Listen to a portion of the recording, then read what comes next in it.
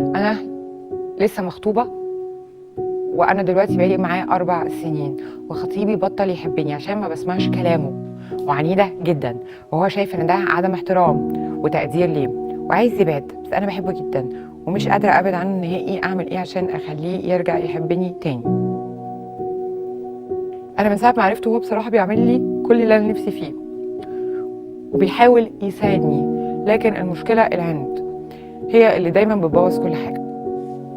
دايما بيقول لي اتغيري، بس انا مش بتغير، والمره دي بقول له هتغير بجد. بيقول لي انت بقالك 4 سنين بتقولي لي انك بتتغيري او هتتغيري، مش بتتغيري. بقول له المره دي هتغير بجد. قال لي ما بقتش بحبك زي الاول، قولي لي بالله عليكي اخليه يرجع يحبني ازاي زي الاول.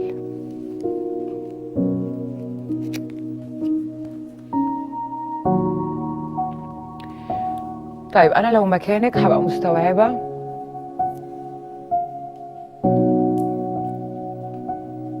ان هو محتاج بريك، محتاج وقت استراحه مني، وفي نفس الوقت مش هينفع ابعد، لانه ابعد يعني انا بقول له انا مش باقي عليك، انت مش فارق معايا.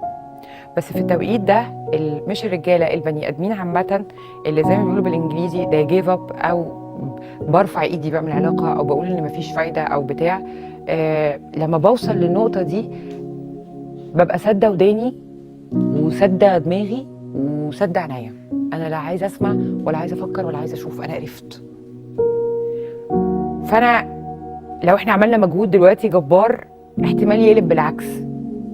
فاللي انت تعمليه ان انت تكوني الضيف الخفيف.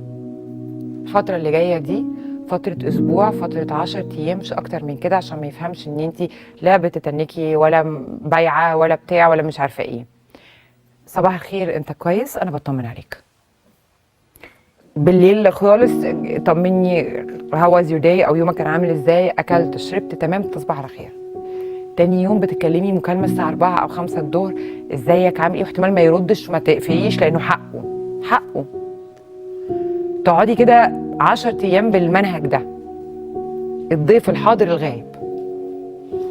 بعد ال10 ايام ممكن تطبي عليه في الشغل، تقولي لو سمحت عايزه اتكلم معاك اي مكان. لو فرحب منك او رفض في الاول حقه، ما تاخديهاش على كرامتك لانه حقه.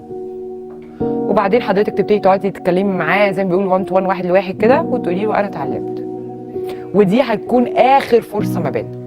لو انت شايف انه انا مش هتغير، يعني على الاقل هتديني اخر فرصه علشان يمكن يبقى في اصلاح، وعشان ال4 سنين، وعشان حبنا، وعشان انا بحبك، وعشان انا غلطانه وندمانه وحقك عليا وما تزعلش مني. قومي بوسي راسه، مش عيب ان انت تطيبي خاطره. وبعدين فرق كبير قوي ما بين ان انا اكون شخص عنيد بعند مع الراجل اللي معايا، الرجاله ما بتجيش بالعند، لكن ان انا اكون باخد موقف عشان في حاجه حصلت، عشان كرامتي، علشان في حاجه مضايقاني، ده شيء. وان انا اكون شخص بيعند طول الوقت، مش حرب حب. في مقوله كده بتتقال بالانجليزي everything is fair in love and war. لا، مش صحيح. مش كل حاجه ينفع تتعمل في الحرب ينفع نعملها في الحب، ومش كل حاجه ينفع تتعمل في علاقه الحب ينفع نعملها في الحرب. دي حاجه ودي حاجه. لازم تكوني شخص ذكي وانت بتتعاملي مع الراجل اللي معاكي. لا اكون شخص عديم الكرامه، لان لو انت تحولتي شخص عديم الكرامه هو هيتحول لشخص طاغي جدا. باي ذا اند انت اللي هتمشي.